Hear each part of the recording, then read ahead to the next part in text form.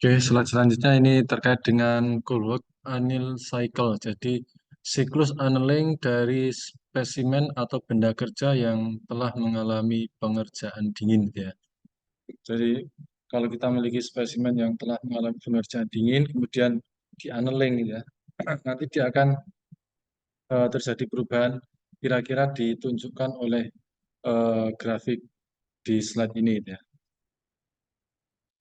Kalau yang bagian ini setelah dia mengalami pengerjaan dingin itu ya. Kemudian yang bagian kanan ini ketika mengalami proses annealing gitu ya.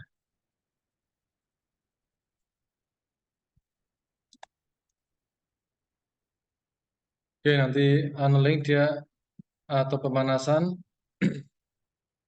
dari spesimen atau benda kerja yang mengalami pengerjaan dingin, nanti akan ada beberapa tahapan yang dilalui gitu ya. Pertama dia terjadi nanti recovery, kemudian rekristalisasi, pertumbuhan butir.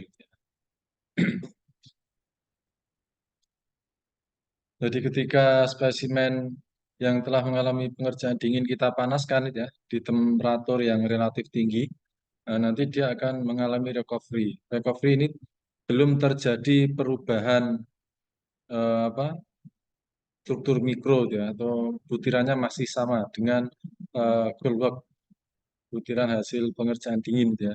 Dan saja di sini dia terjadi rilis energi gitu ya. Jadi kalau apa hasil kubek itu kan dia internal energinya masih tinggi gitu ya. Atau bisa dikatakan dia apa butiran-butirannya ini masih eh, memiliki tegangan residual stres yang tinggi. Nanti ini ketika dipanaskan dia akan mengalami rilis. Kemudian kalau masih dipanaskan lagi artinya ditahan ya, ditahan di temperatur yang tinggi. Setelah recovery nanti akan terjadi rekristalisasi. Rekristalisasi ini adalah muncul pengintian butiran-butiran baru ya, yang ditunjukkan oleh warna-warna hitam ini. Awalnya sebenarnya kecil ya, titik-titik yang banyak eh, yang sebagai inisiasi munculnya butiran yang baru ya, menggantikan butiran yang terdeformasi. Jadi butiran deformasi kan ini ya, yang bentuknya elongated.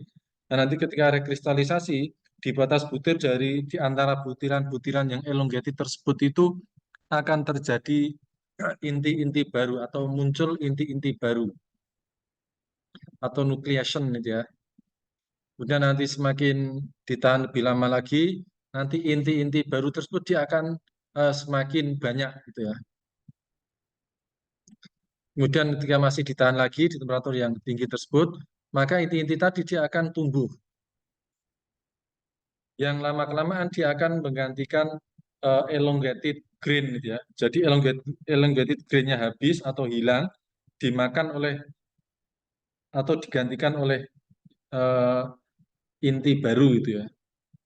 Yang nanti masuk kategori ini complete rekristalisasi itu ya, rekristalisasi yang sudah terjadi secara menyeluruh atau sempurna itu ya.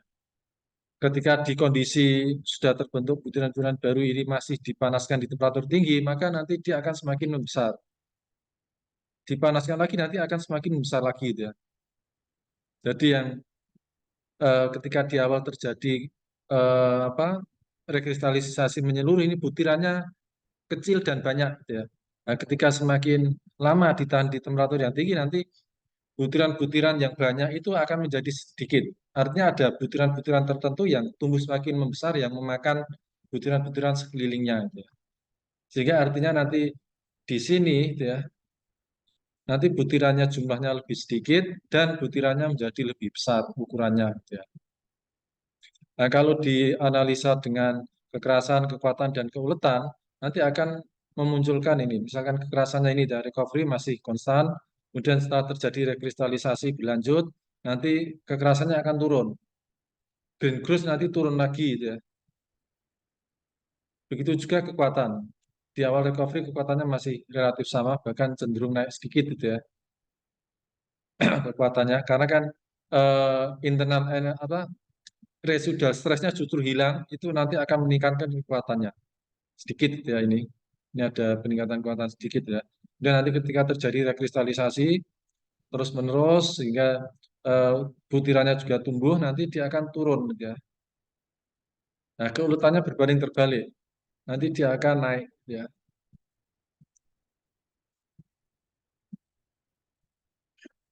Inilah yang kira-kira akan terjadi jika kita memiliki logam yang mengalami pengerjaan dingin, kemudian dilakukan tunneling. Gitu ya.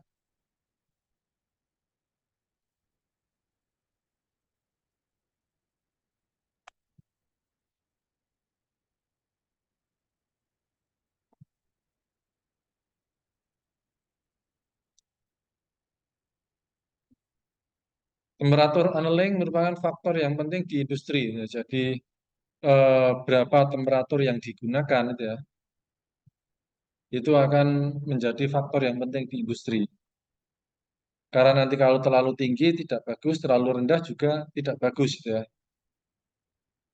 Temperatur ini harus serendah mungkin, akan tetapi sudah memastikan terjadinya rekristalisasi menyeluruh dalam durasi waktu yang cukup. Jadi annealing diusahakan serendah mungkin, tapi eh, dipastikan di temperatur tersebut itu terjadi rekristalisasi. Gitu ya. Artinya tidak mungkin kita serendah-rendahnya, tapi nanti tidak terjadi rekristalisasi ya. Berarti annealingnya tidak berhasil. Gitu ya. Jadi temperatur serendah mungkin, tapi harus bisa dipastikan di temperatur yang rendah tersebut itu rekristalisasi terjadi. Gitu ya. Di industri, temperatur annealing logam secara kasar sebesar 3/4 temperatur melting ya, dalam Kelvin. Nah, untuk ini sebagai patokan ini bisa digunakan untuk mengannealing temperatur, mengannealing logam yang telah mengalami pengerjaan dingin itu bisa digunakan kira-kira 3/4 kali temperatur melting dari logam tersebut dalam Kelvin gitu ya. Ini misalkan dicontohkan hasil perhitungan. Ini untuk aluminium itu kira-kira 450 derajat Celcius. Jadi dalam perhitungannya pakai Kelvin, nanti setelah diperoleh Kelvin bisa dikonversi ke derajat Celcius. Ya, misalkan ini, untuk aluminium itu ketemunya 450 derajat Celcius untuk proses annealing. Ya untuk tembaga kira-kira 800 derajat Celcius. Meskipun nanti annealing, temperatur annealing itu bisa berbeda-beda ya. Karena salah satunya juga akan dipengaruhi oleh persen Coolwork-nya. Kemudian sedikit banyaknya apa unsur-unsur paduan itu akan banyak yang berpengaruh terkait dengan temperatur annealing gitu ya. Hanya saja di sini untuk menggambarkan secara kasar itu 3/4 kali dari temperatur meltingnya logam itu ya. Eh, dalam Kelvin, TM-nya ini harus dalam Kelvin. Jadi temperatur annealing, T annealing ya. Ini kira-kira 3/4 kali TM, temperatur melting dalam Kelvin gitu ya. Nanti ini kan ketemunya pasti Kelvin itu ya. Nah, nanti ini dari sini bisa dikonversi misalkan dalam derajat Celcius. Gitu ya. Jadi jangan sampai kamu masukkan temperatur meltingnya dalam Celcius kemudian dikalikan 3/4 ketemu dalam derajat Celcius ya nanti akan salah. Jadi urutannya harus tetap dirubah ke temperatur dengan satuan Kelvin.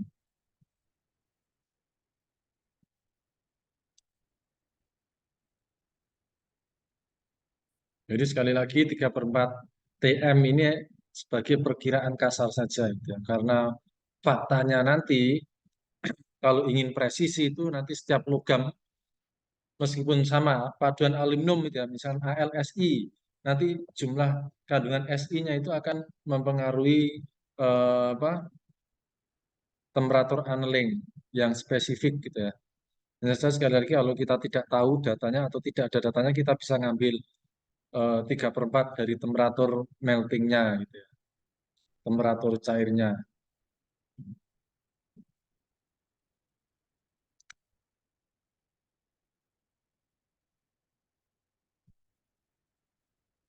It is to be noted, menjadi catatan bahwa eh, semakin cepat laju nukleasi atau pengintian ya, dan semakin lambat laju pertumbuhan butir, maka akan diperoleh eh, ukuran butir yang semakin halus ya.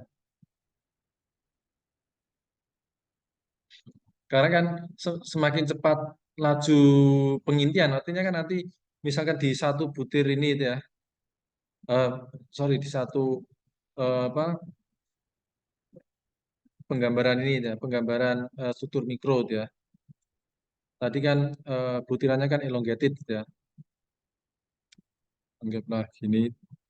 Kemudian kalau semakin tinggi laju nukleasinya, artinya di setiap tempat sini, di setiap bagian ini banyak sekali pengintian gitu ya. Otomatis kan nanti ketika banyak pengintian, dia akan menghasilkan butiran yang semakin halus. Karena inti yang muncul itu kan nanti menjadi butiran gitu ya.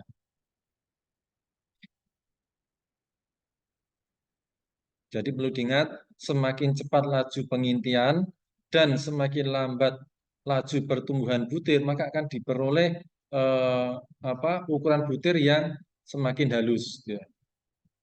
Kenapa harus laju pertumbuhan butir yang semakin lambat? Karena nanti kalau semakin lambat laju pertumbuhan butirnya, dia tidak akan saling memakan butiran-butiran di sekelilingnya, di sampingnya. Gitu. Kalau laju pertumbuhan butirnya ini cepat, dia akan memakan butiran-butiran yang berada di sampingnya. Gitu. Artinya nanti menghasilkan jumlah butiran yang lebih sedikit. Kalau jumlah butirannya lebih sedikit, otomatis ya butirannya menjadi besar. Gitu ya. Jadi eh, menjadi coarse ya, menjadi kasar, butiran yang kasar karena dia menjadi besar ya. Jadi ini menjadi satu kesatuan yang saling mendukung gitu ya. Pernyataan ini laju pertumbuhan laju pengintian semakin cepat dan laju pertumbuhan butir yang semakin lambat, maka akan menghasilkan ukuran butir yang semakin halus atau semakin kecil gitu ya.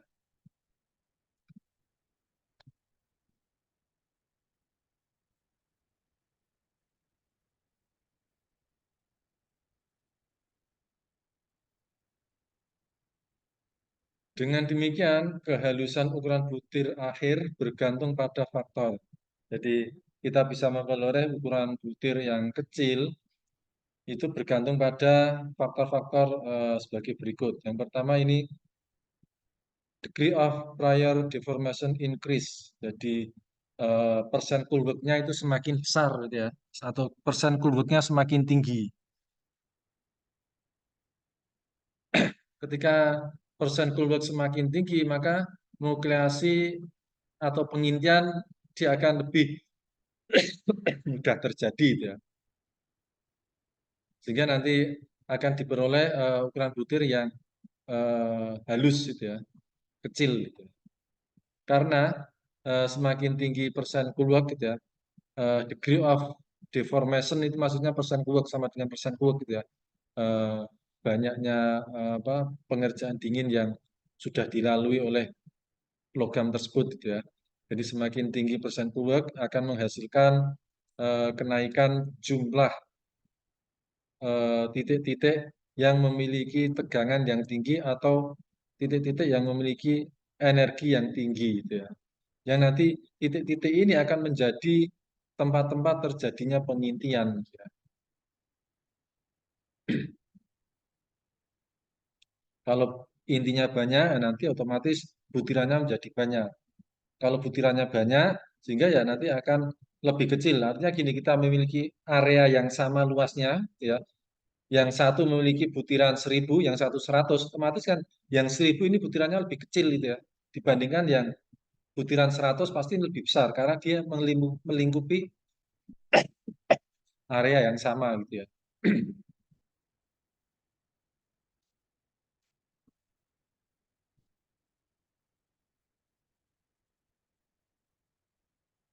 Kemudian ketika temperatur annealing di atas temperatur rekristalisasinya meningkat, artinya dengan kata lain ya, ketika temperatur annealingnya itu naik atau meningkat, maka pertumbuhan butirnya nanti akan lebih dominan terjadi atau lebih lebih diminati untuk terjadi gitu ya. Sehingga nanti ya eh, ukuran butirannya menjadi semakin besar gitu ya. Ketika pertumbuhan butirnya itu lebih berperan gitu ya, maka nanti ukuran butirnya menjadi lebih besar juga gitu ya.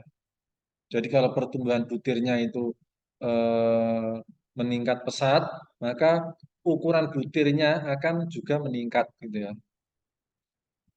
Sehingga jumlah butirannya menjadi semakin sedikit. Nah, itu ya. Jadi harus diingat terkait dengan ukuran butir dan jumlah butiran gitu ya. Itu berbeda gitu ya. Kemudian the faster the rate of heating to the annealing temperature, the finer is the crystal's grain size Dr, because the shorter time of heating will lead to the formation of more nuclei and restrict the growth of grain resulting in a fine grain product. Jadi kalau nanti kita gunakan semakin cepat laju pemanasan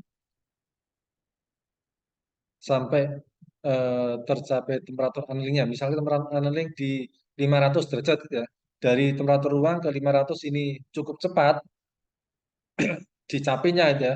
Nah, nanti eh, ukuran butirnya dia akan menjadi lebih halus. Karena apa? Karena waktu yang pendek proses pemanasan eh, yang apa? Yang menyebabkan pembentukan lebih banyak eh, apa? Pengintian.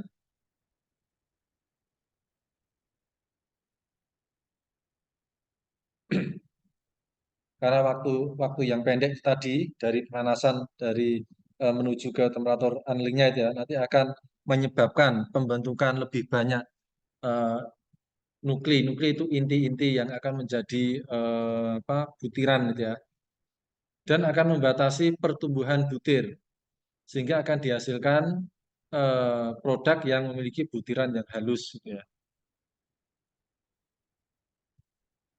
Jadi nanti ya ini menjadi pertimbangan kita untuk ketika Anda memanaskan eh, annealing gitu ya. Dari temperatur ruang ke temperatur annealing yang dituju itu kalau bisa secepat mungkin gitu ya. Artinya nanti laju pemanasannya itu cepat atau tinggi gitu ya. Sehingga temperatur ruang sampai ke temperatur annealing itu dalam waktu yang singkat ya.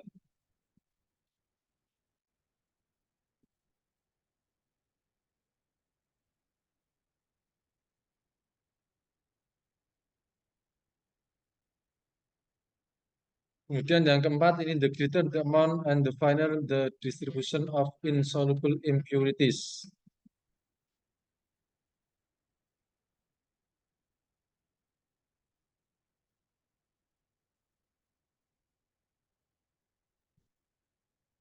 Jadi nanti semakin banyak jumlah impurity dan juga semakin kecil eh, dan semakin halus distribusi dari impurity-impurity yang tidak larut, nanti akan kita bisa peroleh ukuran butir yang lebih halus gitu ya. Artinya nanti semakin banyak jumlah dari impurity yang ada di dalam logam tersebut, dia akan berpengaruh menghasilkan ukuran butir yang semakin halus gitu ya. Kenapa ini kan itu ya? Kenapa? Because ya. Karena impurity-impurity yang tidak larut tidak hanya berperan sebagai pusat pengintian ya yang heterogen, tetapi juga akan meningkatkan laju pengintian gitu ya.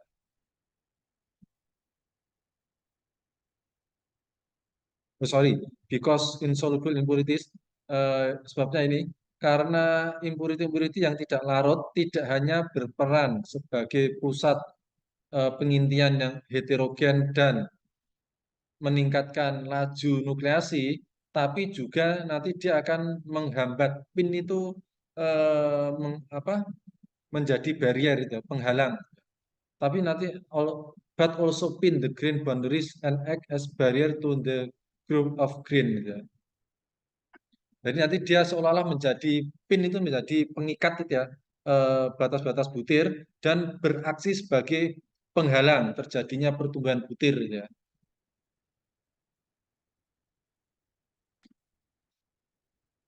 Karena sebenarnya pertumbuhan butir itu kan sebenarnya pergerakan dari batas butir itu ya. Nah, ketika ada apa, impurity yang tidak larut, dia akan menghalangi pergerakan butiran ini, gitu ya.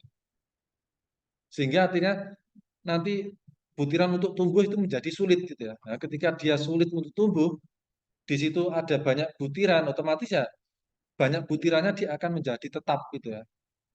Tidak berkurang karena termakan oleh butiran lainnya yang tumbuh gitu ya. Jadi ada manfaat ketika kita membuat paduan, kemudian ada unsur-unsur atau impurity-impurity yang tidak larut. Artinya tidak larut ya dia tidak apa, dia berdiri sendiri di dalam paduan logam tersebut gitu ya. Tidak larut artinya ya atom-atomnya itu berada berdiri sendiri, tidak menyisip di antara atom-atom eh, logam utamanya gitu ya. Kemudian yang kelima, as the rate of cooling from the annealing temperature decrease, ketika laju pendinginan dari temperatur annealing ini turun, gitu ya. Jadi artinya dari temperatur annealing ke temperatur ruang itu lambat, gitu ya. Maka nanti eh, pertumbuhan butir akan lebih lebih lebih lebih diminati untuk terjadi gitu ya. Jadi logam nanti lebih berminat untuk terjadinya pertumbuhan butir ketika laju pendinginannya itu lambat. Sehingga nanti akan diperoleh ukuran butir yang semakin besar gitu ya. Karena kan butirannya tumbuh berarti kan semakin besar gitu ya. Dengan demikian nanti ukuran butirnya semakin naik atau semakin besar, otomatis ya nanti jumlah butirannya menjadi semakin menurun gitu ya.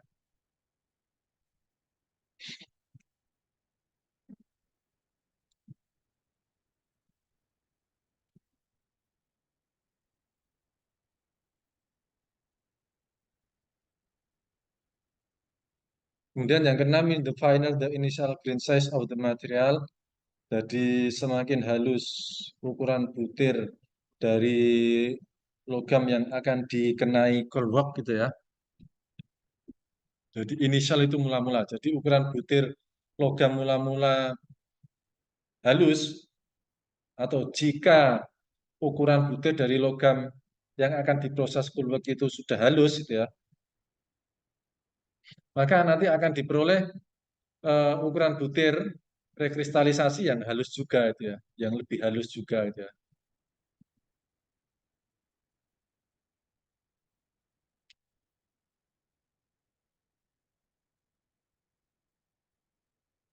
Oke, kemudian batas temperatur hot working.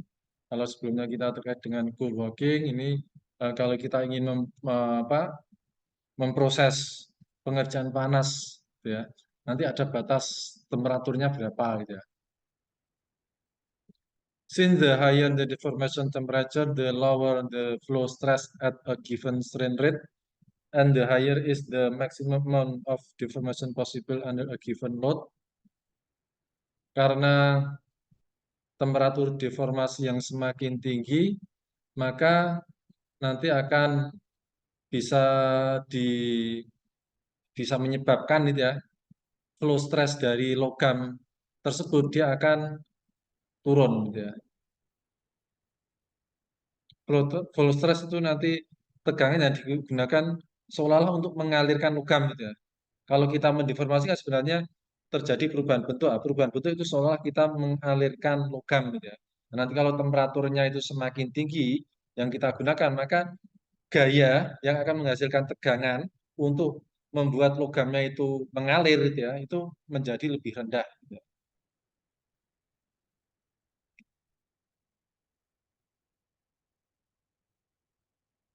Dengan demikian ya nanti efeknya adalah tenaga atau gaya yang digunakan itu ya semakin rendah itu ya. Yang nanti ini akan bermanfaat ketika kita mendeformasi gitu ya. eh, Benda-benda yang akan kita lakukan pembentukan logam gitu ya.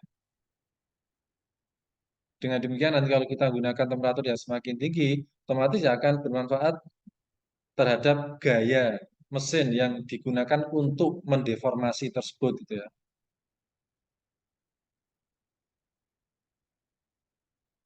Dengan demikian batas atas dari pengerjaan panas Ini ya temperatur solidus gitu ya, dari benda kerja. Umumnya temperatur maksimum untuk pengerjaan panas dibatasi sampai pada 50 derajat Celcius di bawah temperatur di mana melting atau pencairan dari konstituen-konstituen eh, atau apa penyusun-penyusun dari paduan tersebut gitu ya. Dan juga untuk dan juga excessive oxidation at the grain boundary take place.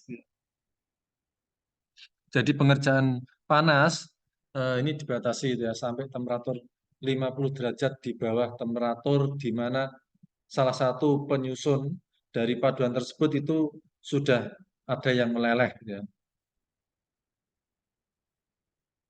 Atau ini di bawah 50 derajat di bawah temperatur di mana oksidasi yang berlebihan sudah terjadi gitu ya. Harus di bawah itu. Misalkan eh, oksidasi yang berlebihan dari suatu logam A itu anggaplah 900 derajat Celcius, maka ya harus digunakan apa temperatur untuk hot workingnya ya 50 derajat di bawah itu gitu ya. Atau misalkan temperatur apa terendah dari suatu konstituen dari paduan tersebut itu ada yang sudah meleleh di temperatur 600 derajat Celcius misalkan gitu ya. Berarti untuk pengerjaan panasnya temperaturnya harus 50 derajat di bawah itu gitu ya. Karena kalau kita memaksakan itu ya, nanti akan terjadi yang namanya hot shortness gitu ya. Jadi penggetasan panas gitu ya. Artinya nanti bisa timbul retak gitu ya. Kemudian apa spesimen setelah dilakukan pengerjaan panas itu timbul sobekan-sobekan gitu ya. Nah, itu kan menjadi kecacatan yang menghasilkan produk gagal gitu ya.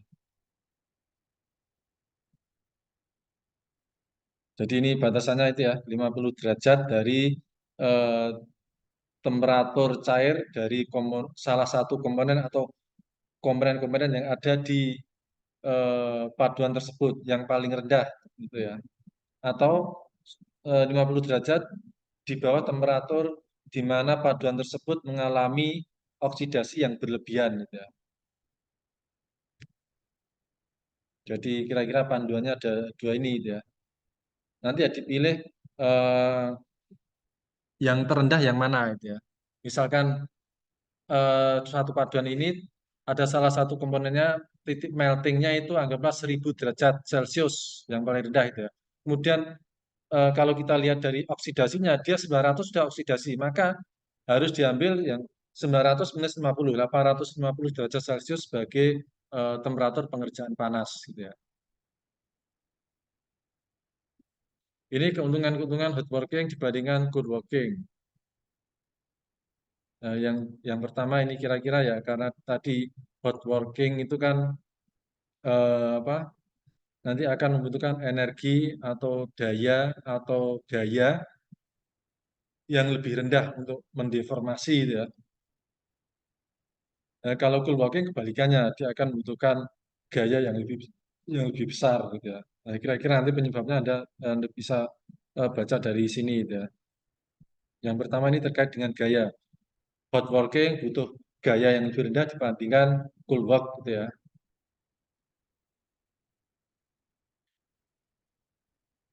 Nah, kemudian yang untuk hot walking dia deformasi yang jauh lebih banyak tanpa terjadinya retak itu mungkin gitu ya. Itu bisa terjadi gitu ya. Bisa dicapai gitu ya.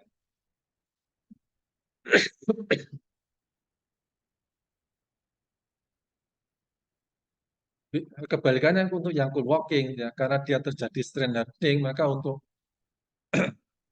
deformasi yang sangat banyak itu hampir pasti menjadi sangat sulit gitu ya. Bahkan nanti kalau kita paksakan ya, nanti akan terjadi retak ya, yang artinya menghasilkan produk yang gagal. Dengan kata lain kalau kita menginginkan pengerjaan persen cool work yang besar itu ya atau yang banyak itu ya, kita sebaiknya menggunakan teknik yang hot working. Karena yang cool working nanti bisa menyebabkan terjadinya eh, produk yang gagal karena terjadi retak gitu ya.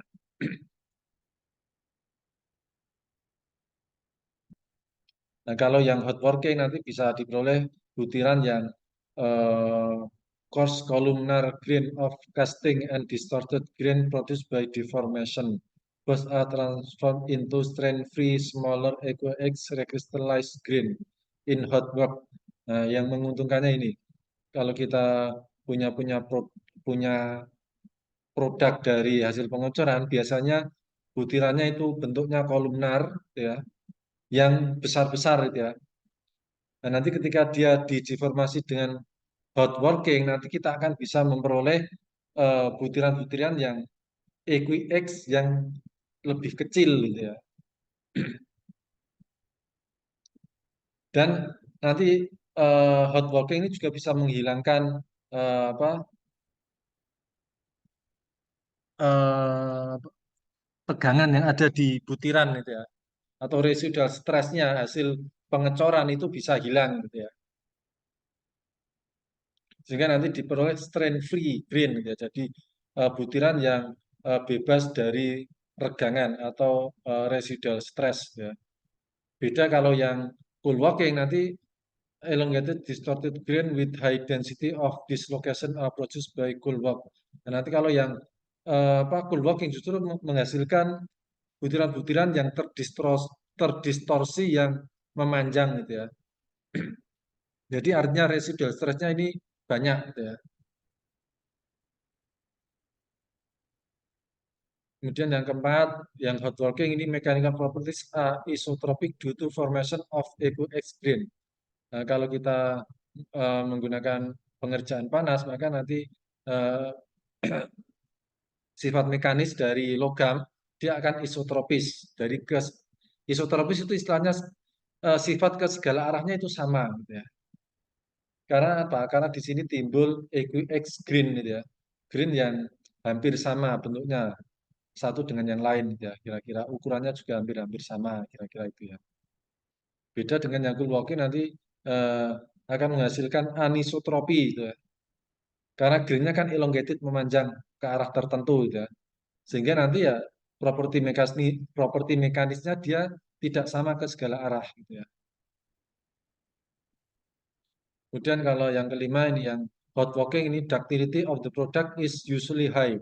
Jadi keuletan dari produk yang dihasilkan dari pengerjaan panas itu relatif tinggi gitu ya. Dan hot work ini juga akan meningkatkan ketangguhan dari logam gitu ya.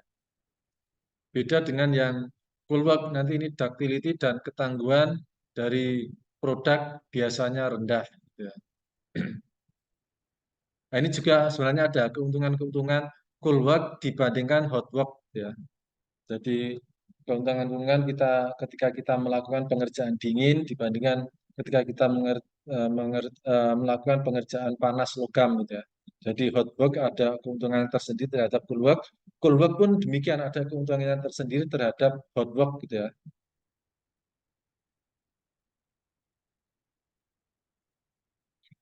Nah, keuntungannya cool work apa? Cool work ini surface finish is of high order. Jadi permukaan dari produknya ini bagus ya. Setelah dilakukan proses cool working, itu permukaan dari logamnya itu bagus gitu ya. Nah, itu kita tidak bisa meroleh ketika menggunakan pengerjaan panas gitu ya. Nanti permukaan dari logamnya setelah dilakukan pengerjaan panas itu jelek gitu ya. Karena adanya terbentuk oksidasi gitu ya, oksida-oksida di permukaan gitu ya. Karena kan di temperatur tinggi logam terekspos udara luar ya akan terjadi oksidasi gitu ya.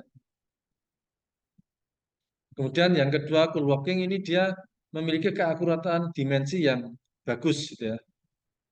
Nah, yang hot work ini sulit untuk memiliki keakuratan dimensi yang tinggi gitu ya.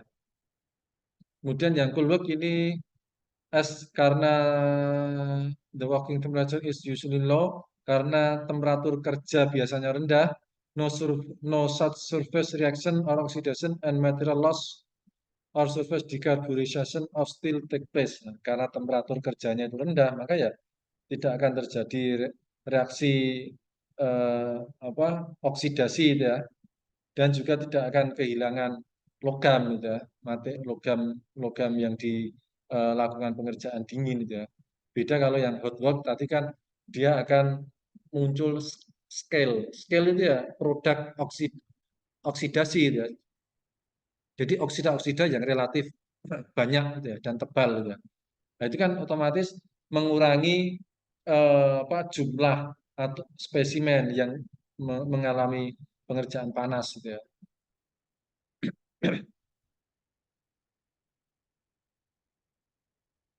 Untuk yang cool work ini reactive metal are not inhibited by oxygen during cool work. Nah, untuk logam-logam yang reaktif maka dia tidak akan terjadi penggetasan karena kontak dengan oksigen di ruang terbuka gitu ya, selama proses cool working. Beda dengan yang hot working. Kalau logam-logamnya reaktif kemudian diproses hot working maka dia akan terjadi penggetasan karena bereaksi dengan oksigen gitu ya. Seperti logam molybdenum, titanium maupun wolfram gitu ya. Sehingga kalau tetap dipaksakan hot work dengan logam-logam yang reaktif maka ya harus diproteksi atau dilindungi dari kontak dengan udara luar gitu ya. Misalkan dengan dihembuskan atau di ruangan yang di situ hanya ada gas-gas mulia gitu ya. Jadi dia tidak kontak dengan udara.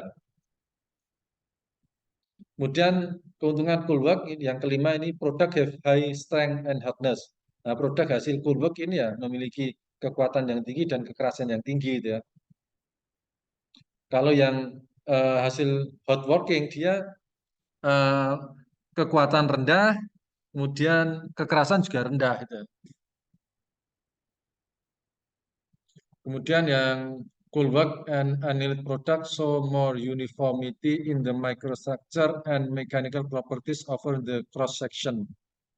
Jadi kalau kita memiliki logam hasil pengerjaan dingin, kemudian dilakukan annealing, gitu ya, maka nanti produk akhirnya itu menjadi uniform, gitu ya, struktur mikronya, gitu ya, dan juga properti mekanisnya juga sama itu ya, seragam, gitu ya. Beda dengan yang hot work, ketika deformasi dan laju pendinginan dari permukaan lebih besar daripada bagian dalam, gitu ya, maka nanti grain-grain atau butiran di permukaan dia akan lebih halus dibandingkan yang di dalam.